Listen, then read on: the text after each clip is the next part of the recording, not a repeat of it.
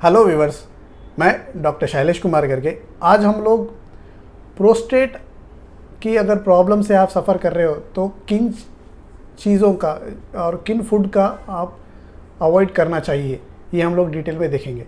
First जो food है आप जो अवॉइड करना है उसमें डेयरी और डेयरी प्रोडक्ट्स जैसे मिल्क हो, कर्ड, चीज़, बटर, ये चीज़ें आपको अवॉइड करनी है क्योंकि उनमें सैचुरेटेड फैट्स होते हैं जो प्रोस्टेट के अंदर इन्फ्लेमेशन, सूजन तैयार करने के कैपेसिटी रखते हैं। इसकी वजह से अगर ऑलरेडी आप प्रोस्टेट से प्रॉब्लम से सफ़र कर रहे हैं और प्रोस्टेट से प्रॉब्लम के सिम्टम्स से परेशान है तो आपको ये डेयरी प्रोडक्ट्स अवॉइड करने चाहिए। हमारे लिस्ट में नेक्स्ट जो फूड आपको अवॉइड करना है वो है रेड मीट और प्रोसेस मीट। रेड मीट जैसे मटन, बीफ, लैम, ये चीज़ें अवॉइड करनी है क्योंकि इनमें अराचिडोनिक एसिड होता है जो प्रोस्टेट के अंदर इन्फ्लेमेशन और सूजन करता है। बाकी सारे फूड से ये 3 गुना ज़्यादा करता है, इसलिए आपको रेड मीट डेफिनेटली अवॉइड करना है। स्पेशली अगर आप रेड मीट, मटन वगैरह हाई टेम्परेचर पे कुक कर रहे हो तो उसके अंदर एक कार्सिनोजन जो कैंसर करने का पदार्थ जिसे हम HCA, हेटेरोसाइक्लिक अमाइंस बोलते हैं, वो प्रोड्यूस होते हैं। तो आपको फ्राइड मटन या फ्राइड रेड मीट और ग्रिल्ड वाले मीट ये डेफिनेटली अवॉइड करना है। इससे नॉट ओनली प्रोस्टेट वाले कैंसर, अदर कैंसर भी होने के चांसेस है। सो रेड मीट डेफिनेटली अवॉइड करना है। हमारे लिस्ट में तीसरा फूड है वो है नॉन ऑर्गेनिक या प्रोसेस वाइट मीट, जिसे हम लोग इंडस्ट्रियली प्रोसेस करके जो चिकन पैक करके आता है वो, या पैक्ड फिश, ये हार्मफुल होते हैं, इन्हें भी अवॉइड करना है। तो आप अगर सोच रहे होंगे तो मटन अवॉइड करना है, चिकन अवॉइड करना है और फिश भी अवॉइड करना है, तो क्या खाना है?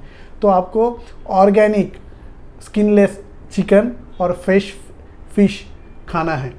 और अगर प्रोटीन्स की और कमी होती है तो जैसे वेजिटेबल्स से या वेज से जो प्रोटीन्स मिलते हैं जैसे दाल, बीन्स, नट्स, लेग्यूम्स और होल ग्रीन से जो आते हैं प्रोटीन्स, उन पे भी आपको कंपेंसेट करना है। जैसे रेड मीट तो डेफिनेटली अवॉइड करना है और चिकन और फिश में फ्रेश चिकन और ऑर्गेनिक चिकन खाना है।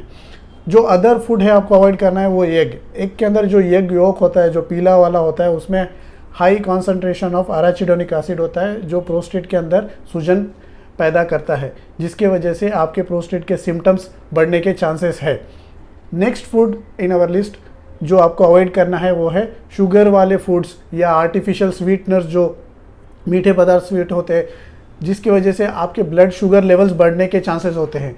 ऐसा पाया गया है कि रिसर्च में डायबिटीज़ से अगर सफ़र कर रहे हो उन पेशेंट्स में प्रोस्टेट बढ़ने के और प्रोस्टेट से सफ़र होने के सिम्टम्स के चांसेस 3 गुना ज़्यादा है। तो अगर आप शुगर ज़्यादा लेते हो जिसकी वजह से आपके ब्लड शुगर लेवल्स बढ़ते हैं तो उनमें प्रोस्टेट के सिम्टम्स और प्रोस्टेट के एनलार्जमेंट के बढ़ने के ज़्यादा चांसेस है। उसी के साथ और कोई पेशेंट ओवरवेट होता है या ओबेज होता है, उनमें भी प्रोस्टेट एनलार्जमेंट और प्रोस्टेट एनलार्जमेंट के सिम्टम्स ज़्यादा पाए गए हैं।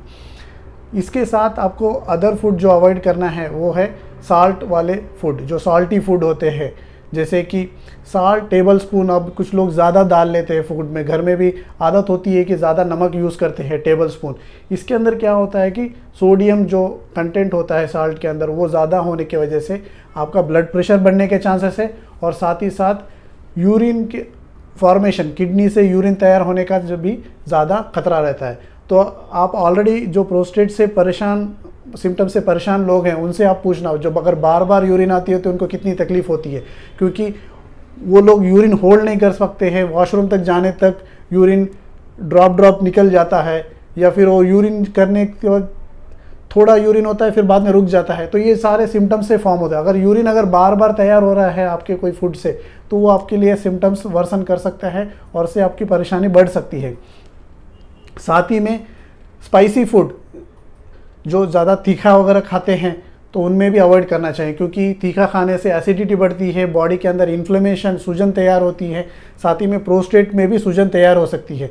इस एसिडिटी की वजह से पेट में और पेट के निचले भाग में दर्द होना चालू हो जाता है और साथ ही में पेशाब के द्वारा जब पेशाब करते हो तो उसमें जलन, और संडास करते वक्त संडास की जगह पे भी जलन, ये दोनों चीज़ें होती है जिसकी वजह से प्रोस्टेट के सिम्टम्स बढ़ने के चांसेस है। जो अदर फूड है हमारे लिस्ट में, उस जो अवॉइड करना चाहिए उसे कैफिनेटेड और कैफीन रिलेटेड फूड।